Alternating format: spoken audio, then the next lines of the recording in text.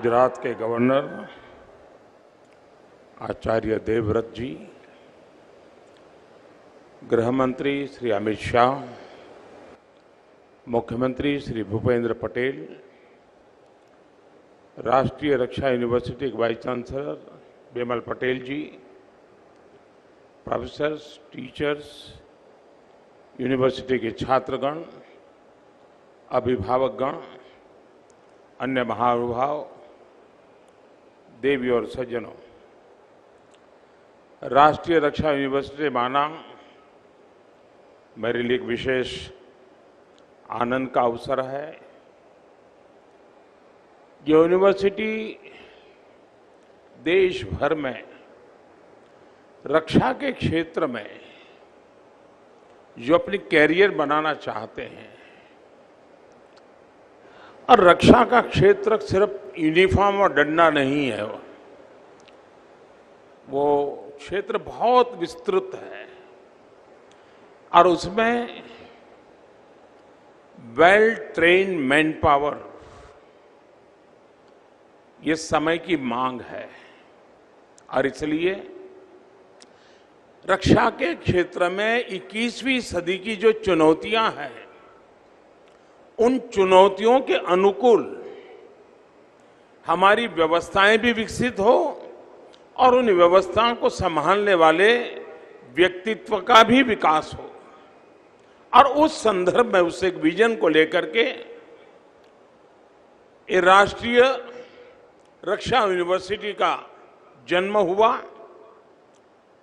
प्रारंभ में गुजरात में वो रक्षा शक्ति यूनिवर्सिटी के रूप में जानी जाती थी।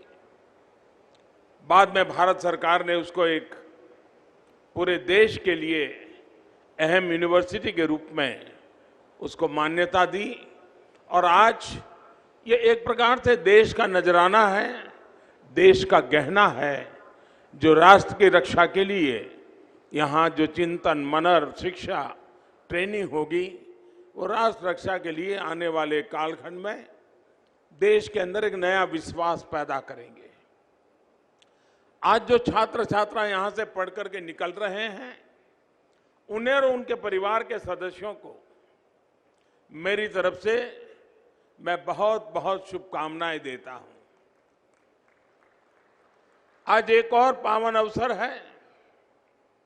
आज के ही दिन नमक सत्याग्रह के लिए इसी धरती से दांडी यात्रा की शुरुआत हुई थी।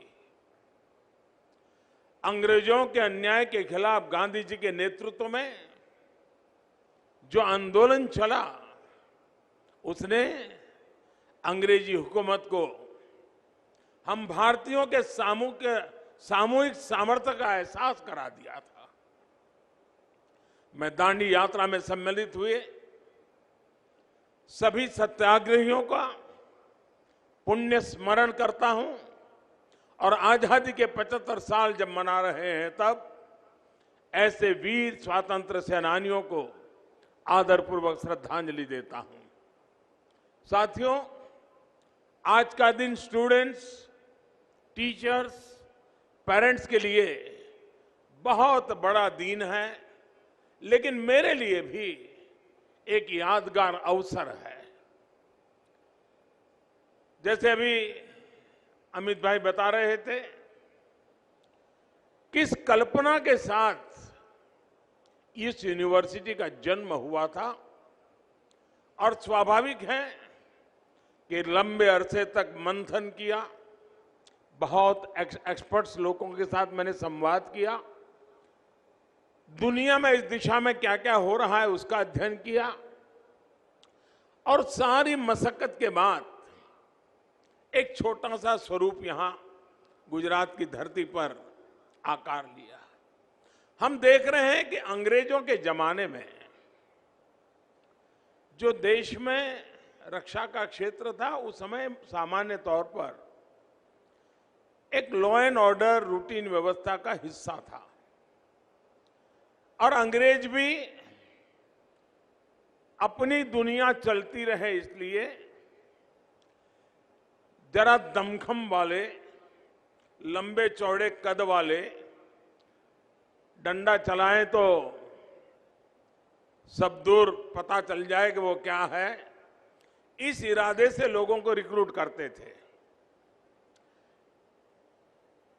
जो रेशियल मासेस थे, कभी उसमें से चुनौती करते थे और उनका काम भारत के नागरिकों पर डंडा चलाना, यही एक प्रकार से उनका काम था, ताकि अंग्रेज सुख चैन से अपनी दुनिया चला सके।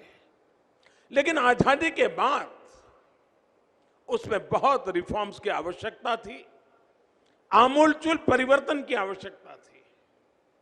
लेकिन दुर्भाग्य से हमारे देश में उस दिशा में जितना काम होना चाहिए, हम बहुत पीछे रह गए और उसके कारण आज भी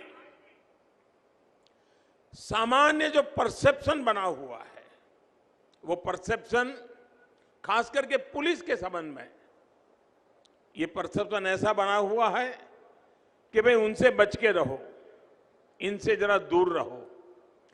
यूनिफॉर्म पे हमारे देश में सेना भी है, लेकिन सेना के लिए परसेप्शन क्या है?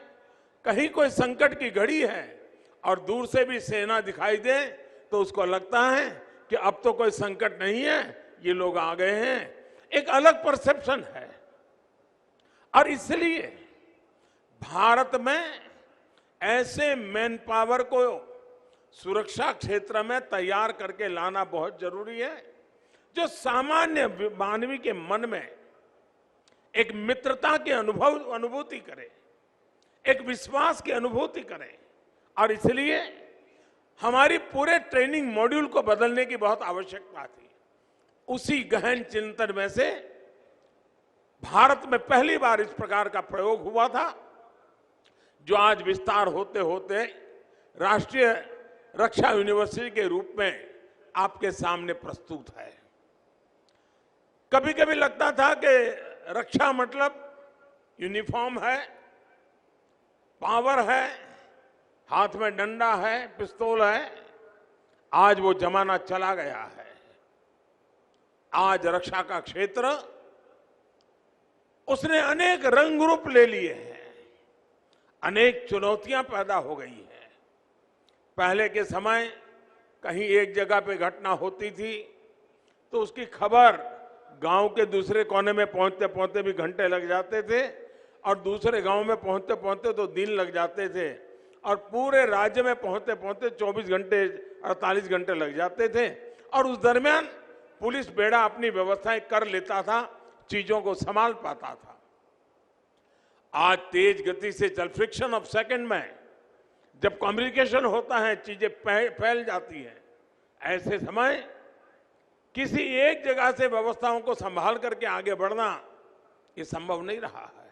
और इसलिए हर इकाई में एक्सपर्टाइज चाहिए, हर इकाई में सामर्थ्य चाहिए, हर इकाई में उस प्रकार के बल चाहिए, तब जाकर के हम स्थितियों को संभाल सकते हैं। और इसलिए संख्या बल से ज्यादा ट्रेन मैन पावर, जो हर चीजों को संभाल सके, जो टेक्नोलॉजी को भी जानता हो, जो टेक्नोलॉजी को भी फॉलो करता हो, जो ह्यूमन साइकी भी जानता हो, जो यंग जनरेशन है उसके साथ डायलॉग करने के तौर तरीके जानता हो। कभी कभी कभार बड़े बड़े आंदोलन होते हैं तो उन लीडर्स के साथ डील करना होता है और नेगोशिएशन की कैपेसिटी चाहिए। अगर ट्रेन मैन पावर सुरक्षा के क्षेत्र में नहीं है तो अपना नेगोशिएशन की कैपेसिटी गंवा देता है और उसके कारण बनी हुई बाजी आखिरी मौके पर कभी कभी बिगड़ जाती है, एक आध शब्द के कारण बिगड़ जाती है। कहने का मेरा तात्पर्य यह है कि लोकतंत्र व्यवस्थाओं के अंदर जनता जनार्दन को सर्वोपरि मानते हुए समाज को द्रोह करने वाले जो एलिमेंट्स होते हैं उनके साथ सख्ताई और समाज के प्रति नरमाई, इस मूल मंत्र को लेकर के हमें एक ऐसा ह्यूमन रिसोर्सेज डेवलप करने होंगे। अब हम देखते हैं दुनिया के कई देशों में पुलिस के संबंध में बहुत अच्छी छवि की खबरें आते रहती हैं। हमारे देश का दुर्भाग्य है, फिल्म बनेगी तो उसमें सबसे भद्दा चित्रण किसी का किया जाता है तो पुलिस वाले का किया जाता है। अखबार अगर भरे पड़े देखें तो उसमें भी भद्दे से भद्दा किसी का चेहरा बना दिया जाता है तो पुलिस वाले का बना दिया जाता है। और उसके कारण समाज में जिस प्रकार की सच्चाई पहुंचनी चाहिए, इन दिनों सोशल मीडिया के कारण हमने कोरोना कालखंड में देखा, यूनिफॉर्म में, पुलिस के यूनिफॉर्म में काम करने वाले लोग, उनकी कई वीडियो बहुत वायरल हुई। कोई पुलिस वाला रात को निकलता है, कोई भूखा है उसको खाना खिला रहा है, किसी के घर में लॉकडाउन के कारण दवाइयां नहीं है तो पुलिस के लोग जो मोटरसाइकिल पे जाकर के उनको दवाई पहुंचाते हैं। एक मानवीय चेहरा, पुलिस का मानवीय चेहरा इस कोरोना कालखंड के अंदर जन सामान्य के मन में उभर रहा था। लेकिन फिर वो चीजें ठहर गई। ऐसा नहीं कि काम बंद हुआ है, लेकिन जिन लोगों ने एक नैरेटिव बना के रखा हुआ है, और जब नकारात्मक वातावरण होता है तो अच्छा करने की इच्छा होने के बाद भी उसका मन में निराशा आ जाती है। ऐसे विपरीत वातावरण में आप सब नौजवान तय करके घर से निकले हैं, आपके अभिभावक ये तय कर करके आपको यहां भेजा है कि कभी न कभी आप सामान्य मानवीय के हकों की रक्षा, सामान्य मानवीय की सुरक्षा की चिंता, समाज जीवन के अंदर सुख चैन का वातावरण बना रहे उसकी चिंता, सामान्य समाज जीवन के अंदर एकता और सद्भावना बनी रहे, हर कोई अपना जीवन बड़े उमंग और उत्साह के साथ यापन कर सके, समाज जीवन के छोटे मोटे उमंग उत्साह के प्रसंग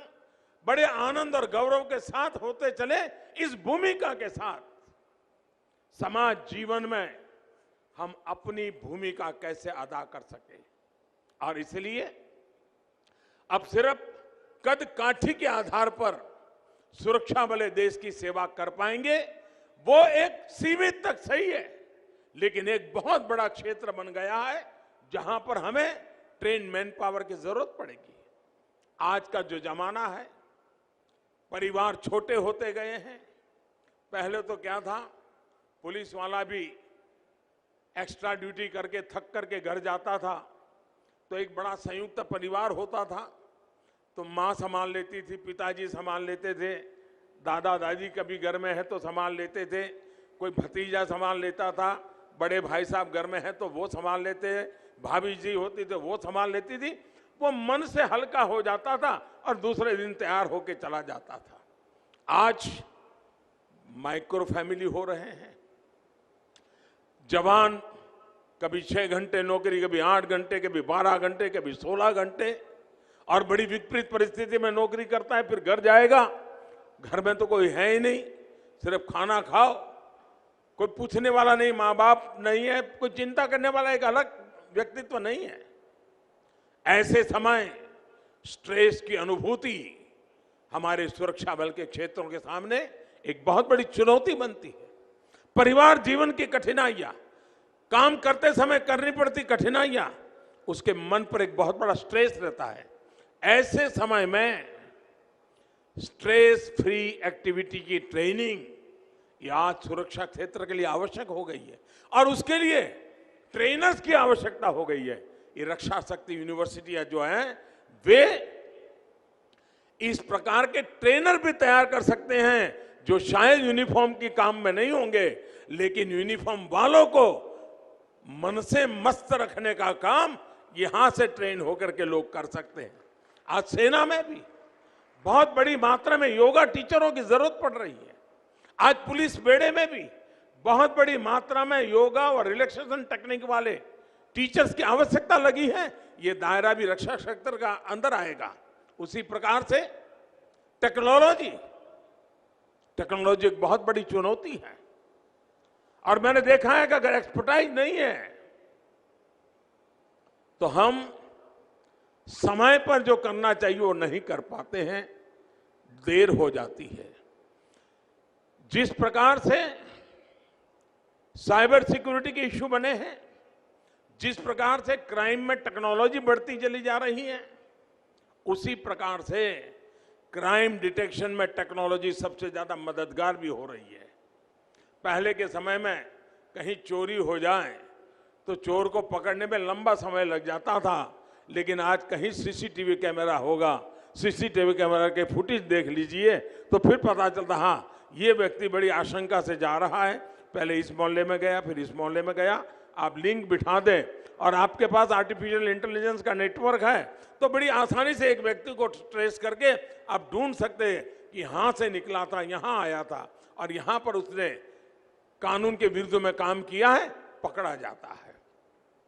तो जैसा क्रिमिनल वर्ल्ड टेक्नोलॉजी का उपयोग कर रही है, वैसे सुरक्षा बलों के लिए भी टेक्नोलॉजी एक बहुत बड़ा सशक्त हथियार आया है।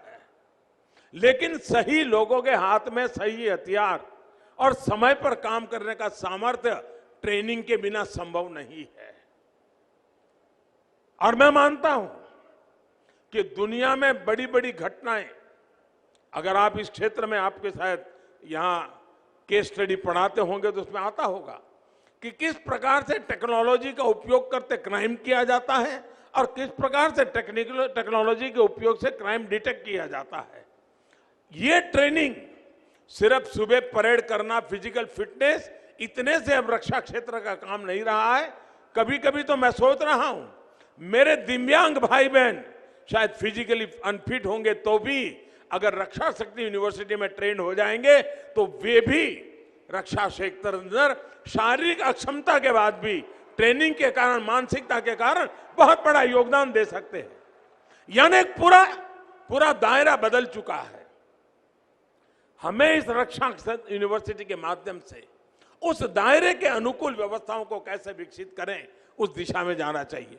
और जैसे अभी गृह मंत्री जी ने बताया कि उस समय एक प्रकार से गांधीनगर आज शिक्षा की दृष्टि एक बहुत बड़ा वाइब्रेंट एरिया बनता जा रहा है। एक ही इलाके में इतनी सारी यूनिवर्सिटीज, और 2 यूनिवर्सिटी हमारे पास ऐसी बनी है इसी धरती पर जो विश्व में सिर्फ पहली यूनिवर्सिटी है। पूरे विश्व में एकमात्र, पूरी दुनिया में कहीं पर भी फॉरेंसिक साइंस यूनिवर्सिटी नहीं है। पूरी दुनिया में कहीं पर भी चिल्ड्रन यूनिवर्सिटी नहीं है। गांधीनगर और हिंदुस्तान अकेला ऐसा है कि जिसके पास ये 2 यूनिवर्सिटीज है। और मैं चाहूंगा उसी प्रकार से नेशनल लॉ यूनिवर्सिटी, यानी क्राइम डिटेक्शन से लेकर के जस्टिस तक ये पूरा जो सिलसिला है उसको हमने समेटा हुआ है।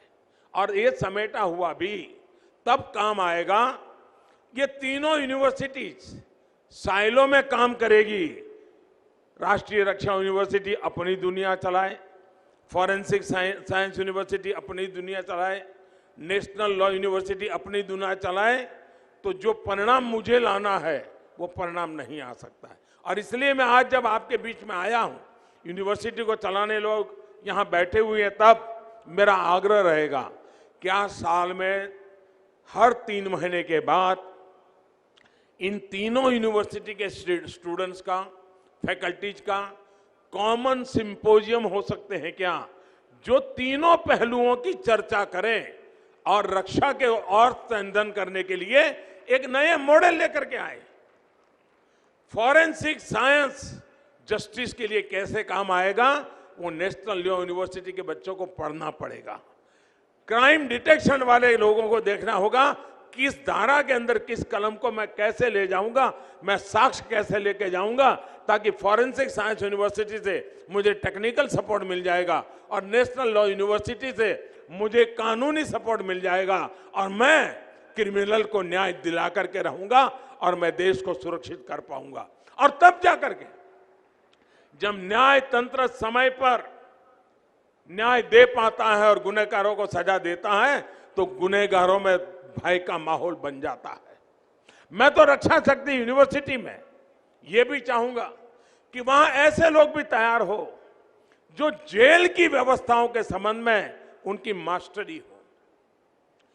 जेल की व्यवस्थाएं आधुनिक कैसी बने, जेल के अंदर जो कैदी है या जो अंडर ट्रायल है उनकी साइकी को अटेंड कर करके काम करने वाले लोग कैसे तैयार हो, वो गुनाह से बाहर कैसे निकले, किस परिस्थितियों में गुनाह करने गया था, इन सारी मनोवैज्ञानिक अध्ययन का काम फॉरेंसिक साइंस यूनिवर्सिटी में भी क्रिमिनल मेंटालिटी का बहुत बड़ा अच्छा अध्ययन होता है।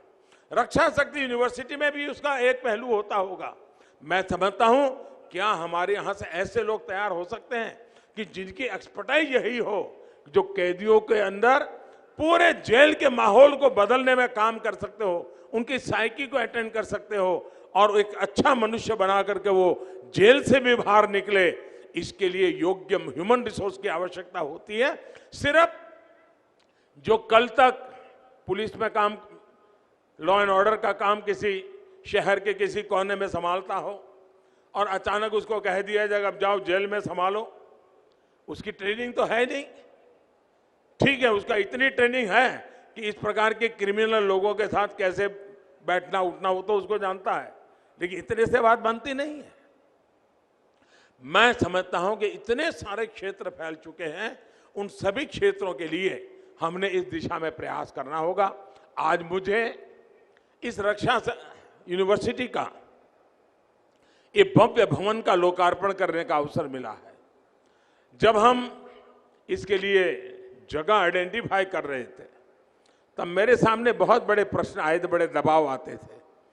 हर एक का कहना था साहब आप इतना दूर क्यों भेज रहे हैं, ये क्यों कर रहे हैं, लेकिन मेरा मत था कि अगर गांधीनगर से अगर 25-50 किलोमीटर दूर जाना पड़े, इससे यूनिवर्सिटी की अहमियत कम नहीं होती है।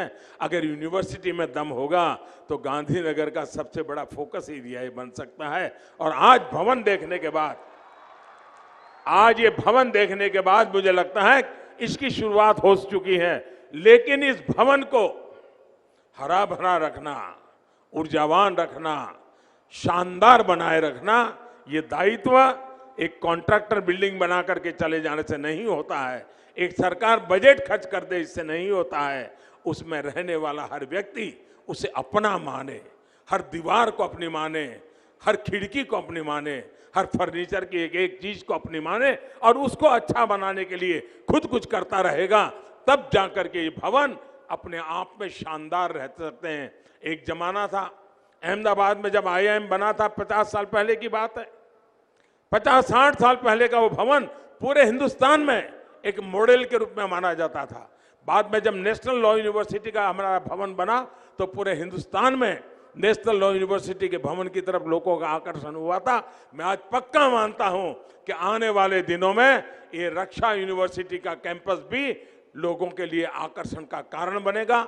हमारे कालखंड में ही IIT का जो कैंपस बना हुआ है, एनर्जी यूनिवर्सिटी का जो कैंपस बना हुआ है, नेशनल लॉ यूनिवर्सिटी का कैंपस बना हुआ है, फॉरेंसिक साइंस यूनिवर्सिटी का जो कैंपस बना हुआ है, मैं समझता हूं इसमें एक और रत्न हमारे इस रक्षा यूनिवर्सिटी का कैंपस भी एक नया रत्न बनकर के जुड़ गया है। और इसके लिए मैं आप सबको बहुत बहुत बधाई देता हूं और मुझे पूरा विश्वास है कि यहां पर एक नई ऊर्जा, नई उमंग के साथ और देश का जो क्वालिटी, यानी एक प्रकार से सोसाइटी का जो कृमि बच्चे होते हैं, मैं उनसे निमंत्रण देता हूं कि आप इस काम को छोटा मत मानिए।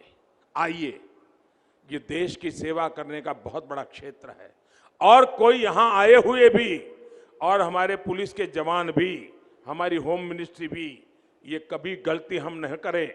हमने न गलती की है पहले से। हमारा ये पुलिस यूनिवर्सिटी नहीं है, ये पुलिस यूनिवर्सिटी नहीं है, ये रक्षा यूनिवर्सिटी है जो संपूर्ण राष्ट्र की रक्षा के संदर्भ में मैन पावर तैयार करने वाली यूनिवर्सिटी है। वो अनेक फील्ड में जाएंगे, यहां से ऐसे लोग भी तैयार होंगे जो रक्षा के क्षेत्र में काम करने वालों का न्यूट्रिशन क्या होना चाहिए उसकी एक्सपर्टाइज होगी। कोई ऐसे एक्सपर्ट तैयार होंगे कि क्रिमिनल दुनिया के रिकॉर्ड बनाने के सॉफ्टवेयर कैसे होने चाहिए उस पर काम करेंगे। जरूरी नहीं कि उसको यूनिफॉर्म पहनने की नौबत आए, लेकिन वो यूनिफॉर्म की साइकी जानता है, काम कोई भी करता है वो मिलकर के अच्छा परिणाम दे सकते हैं। इस भावना के साथ आज इस यूनिवर्सिटी का हम प्रगति की दिशा में आगे बढ़ रहे हैं। और जैसा हमने सोचा है, फॉरेंसिक साइंस यूनिवर्सिटी देश में फैलनी चाहिए, रक्षा शक्ति यूनिवर्सिटी देश में फैलनी चाहिए। और विद्यार्थी काल से बच्चे के मन में, कुछ बच्चे रहते हैं जो बचपन से सोचते हैं मुझे स्पोर्ट्स पर्सन बनना है, कुछ लोग बचपन से सोचते हैं हमें डॉक्टर बनना है, कुछ लोग बचपन से सोचते हैं हमें इंजीनियर बनना है। ये एक क्षेत्र है, भले आज एक तबका है जो आज भी नकारात्मक का वातावरण यूनिफॉर्म के प्रति बना हुआ है, लेकिन हम अपने कर्तव्य से, अपने कठोर परिश्रम से और अपने मानवीय मूल्यों की इज्जत करते हुए काम करेंगे तो मुझे पक्का विश्वास है कि जो परसेप्शन बना हुआ है उसको बदल करके सामान्य मानवीय में विश्वास जताने का काम हमारी ये यूनिफॉर्म फोर्स कर सकते हैं। और जब यूनिफॉर्म फोर्स करता हूं तब सरकारी दायरे में काम करने वाले, पट्टा और टोपी लगाने वाले की बात में सिर्फ सीमा नहीं करता हूं। आज प्राइवेट सिक्योरिटी भी बहुत बड़ी मात्रा में बढ़ रही है, बहुत बड़ी मात्रा में प्राइवेट सिक्योरिटी का क्षेत्र बना हुआ है। और मैंने देखा है कई स्टार्टअप डेवलप हो रहे हैं जो सिर्फ रक्षा के क्षेत्र में काम कर रहे हैं। आपकी ये ट्रेनिंग ऐसे नए नए स्टार्टअप की दुनिया में आने के लिए भी आपको निमंत्रण देती है। मुझे विश्वास है कि आप जैसे साथी, मेरे नौजवान साथी, देश की रक्षा को प्राथमिकता देते हुए जब आगे आ रहे हैं, तब एक और बड़ा क्षेत्र है जिसको हमने समझना होगा। जैसे मैंने शुरू में कहा कि नेगोशिएशंस की एक आर्ट होती है, जब ट्रेनिंग होती है तब जाकर के अच्छे नेगोशिएटर बनते हैं, और जब नेगोशिएटर बनते हैं तो ग्लोबल लेवल पे काम आते हैं। धीरे धीरे आप प्रगति कर करके ग्लोबल लेवल के नेगोशिएटर बन सकते हैं, और मैं मानता हूं ये भी समाज जीवन के अंदर बहुत बड़ी आवश्यकता है। उसी प्रकार से मॉब साइकोलॉजी, क्राउड साइकोलॉजी, इसको अगर आपने साइंटिफिक तरीके से अध्ययन नहीं किया है तो आप उसको हैंडल नहीं कर सकते हैं। रक्षा यूनिवर्सिटी के माध्यम से हम उस प्रकार के लोगों को तैयार करना चाहते हैं कि जो इस प्रकार के कब हालात में भी चीजों को संभालने का सामर्थ्य रखे। हमें देश की रक्षा के लिए डेडिकेटेड वर्कफोर्स हर स्तर पर तैयार करना होगा। मुझे आशा है कि हम सब मिलकर के उस दिशा में प्रयास करेंगे। मैं आज जिन विद्यार्थी को अपनी पढ़ाई पूरी कर करके जाने का अवसर मिला है, मैं उनको भी अनेक अनेक शुभकामनाएं देता हूं। लेकिन मैं उनको कहना चाहूंगा, हो सकता है आते समय आपके मन में विचार आया हो कि यार एक बार यूनिफॉर्म पहन लिया ना, फिर तो सारी दुनिया मुट्ठी में है। ये गलती मत करना दोस्तों। ये यूनिफॉर्म की इज्जत बढ़ाने वाला काम नहीं होता है। यूनिफॉर्म की इज्जत बढ़ती है, उसके भीतर मानवता जिंदा होती है। यूनिफॉर्म की हिम्मत बढ़ती है जब उसके अंदर करुणा का भाव होता है। यूनिफॉर्म की कीमत तब बढ़ती है जब माताओं, बहनों, दलित, पीड़ित, शोषित, वंचित के लिए कुछ कर गुजरने की आकांक्षाएं भीतर जगती है, तब जाकर के यूनिफॉर्म की ताकत बढ़ती है। और इसलिए मेरे साथियों, आपके जीवन में यूनिफॉर्म तो आने ही वाला है, किसी न किसी रूप में आने वाला है, क्योंकि आप इस क्षेत्र से जा रहे हैं। तब मानवता के उन मूल्यों को जीवन में सर्वोपरि मान करके हमें जाना है। हमें मन में संकल्प लेकर के जाना है कि समाज जीवन में इस फोर्सेस के प्रति जो भाव बना हुआ है, उस अभाव को प्रभाव रहते हुए भी अपनेपन के भाव से मुझे जोड़ना है। और इसलिए मैं चाहता हूं यूनिफॉर्म का प्रभाव बना रहना चाहिए, लेकिन उसमें मानवता का भाव कतई नहीं होना चाहिए। इस भाव को लेकर के मेरी सारी नौजवान पीढ़ी आगे बढ़ेगी तो बहुत बड़ा परिणाम मिलेगा। मेरे लिए खुशी की बात है, जब अभी मैं यहां सम्मानित कर रहा था कुछ विद्यार्थियों को, मैंने गिना नहीं, लेकिन मेरी ये प्राथमिक इंप्रेशन ये है कि शायद बेटियों की संख्या ज्यादा थी। इसका मतलब ये हुआ, जैसे रक्षा क्षेत्र में आज हमारी बेटियां इन दिनों पूरे देश में पुलिस बेड़े में बहुत बड़ी तादाद में हमारी यहां बेटियों का स्थान बना हुआ है। बहुत बड़ी मात्रा में बेटियां हमारी आ रही है। इतना ही नहीं, सेना में बहुत बड़े पदों पर आज हमारी बेटियां आगे बढ़ रही हैं। उसी प्रकार से एनसीसी, मैंने देखा है कि एनसीसी के कैडेट में भी बहुत बड़ी मात्रा में बेटियां आ रही हैं। आज भारत सरकार ने एनसीसी का भी व्याप बहुत बढ़ा दिया है, अनेक गुना बढ़ा दिया है। और सीमावर्ती जो स्कूल्स हैं, कभी कभी आप भी एक एनसीसी के रूप में भी स्कूलों में भी धीरे धीरे डेवलप हो सकते हैं। आप स्कूलों के एनसीसी को भी संभालने में बहुत बड़ा योगदान दे सकते हैं। उसी प्रकार से जो सैनिक स्कूल है, उन सैनिक स्कूलों में भी बेटियों के प्रवेश का एक बहुत बड़ा निर्णय भारत सरकार ने किया है। तो हमारी जो बेटियों की शक्ति है, और हमने देखा है जीवन का कोई क्षेत्र ऐसा नहीं है जिसके अंदर प्रभावी भूमिका हमारी बेटियां न करती हो। चाहे ओलंपिक में विक्ट्री प्राप्त करने आना हो तो उसमें भी मेरी बेटियां ज्यादा है। साइंस के क्षेत्र में देखो तो हमारी बेटियां ज्यादा है। उसी प्रकार से शिक्षा के क्षेत्र में देखो हमारी बेटियां ज्यादा है। सुरक्षा के क्षेत्र में भी जब हमारी बेटियों का प्रभुत्व भी उतना ही भागीदारी वाली होगा, मुझे पूरा विश्वास है कि मेरे देश की माताओं बहनों को सुरक्षा का एहसास होगा। और इस भाव को लेकर के, उस भूमिका को लेकर के आप सब आगे आए। एक बहुत बड़ा इनिशिएटिव जब हमने लिया है, उस इनिशिएटिव को सफल बनाने का काम पहली बैच का ज्यादा होता है। एक यूनिवर्सिटी कितना बड़ा परिवर्तन ला सकती है, एक ह्यूमन रिसोर्स डेवलपमेंट की इंस्टीट्यूट कितना बड़ा परिवर्तन ला सकती है।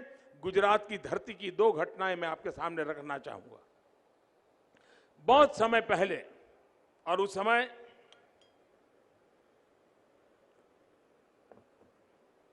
गुजरात में सरकार का रोल नहीं था, लेकिन यहां के जो महाजन लोग थे, अहमदाबाद के समाज के जो श्रेष्ठी लोग थे, व्यापारी लोग थे, उन्होंने मिलकर के तय किया कि गुजरात में एक फार्मेसी का कॉलेज होना चाहिए। आज से 50-60 पहले फार्मेसी का एक कॉलेज बना, तब वो एक मामूली सा कॉलेज का निर्माण हुआ। लेकिन आज फार्मास्यूटिकल इंडस्ट्री में अगर गुजरात लीड करता है तो उसका मूल, वो जो एक छोटी सी फार्मेसी कॉलेज बनी थी, उसमें से जो लड़के तैयार हुए थे, आगे चल करके गुजरात फार्मास्यूटिकल इंडस्ट्री का बहुत बड़ा हब बन गया। और वही फार्मा आज दुनिया का, कोरोना के बाद दुनिया के माना है कि हिंदुस्तान फार्मा का हब है। ये काम एक छोटी सी कॉलेज से शुरू हुआ था। उसी प्रकार से अहमदाबाद IIM, वो यूनिवर्सिटी नहीं है, वो डिग्री कोर्स नहीं है, कोई यूनिवर्सिटी की सैंक्शन नहीं है, एक सर्टिफिकेट कोर्स है। जब प्रारंभ हुआ तो लोग शायद सोचते होंगे ये 6-8 महीने 12 महीने का सर्टिफिकेट कोर्स से जिंदगी में क्या होगा।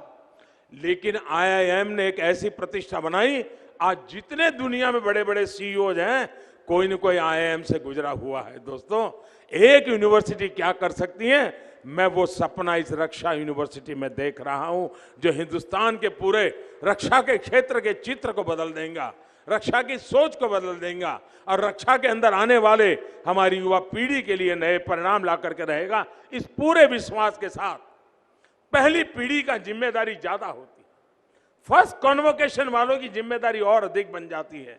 और इसलिए मैं फर्स्ट कॉन्वोकेशन के अंदर जिन लोगों को आज यहां से विदाई मिल रही है, मैं कहता हूं, आप यहां जो कुछ भी पाया है उसको जीवन भर अपना मंत्र बना करके आप देश में इस रक्षा यूनिवर्सिटी की प्रतिष्ठा बढ़ाइए।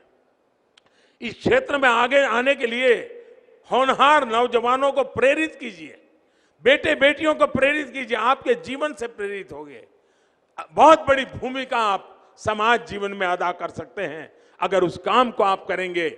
मुझे विश्वास है कि आजादी के अमृत महोत्सव में एक ऐसी यात्रा का आरंभ हुआ है, जब देश आजादी का 100 साल मनाएगा, तब रक्षा क्षेत्र की पहचान अलग होगी, रक्षा क्षेत्र के लोगों की तरफ देखने का नजरिया बदल गया होगा, और देश का सामान्य से सामान्य नागरिक, चाहे वो सीमा पर प्रहरी होगा या आपके मोहल्ले गली के प्रहरी होगा, एक भाव से देखते होंगे और देश की रक्षा के लिए समाज और व्यवस्था दोनों मिलकर के काम करते होंगे। जब देश आजादी के 100 साल मनाएगा तब उस ताकत के साथ हम खड़े होंगे। इसी विश्वास के साथ मैं सभी नौजवानों को अनेक अनेक शुभकामनाएं देता हूं।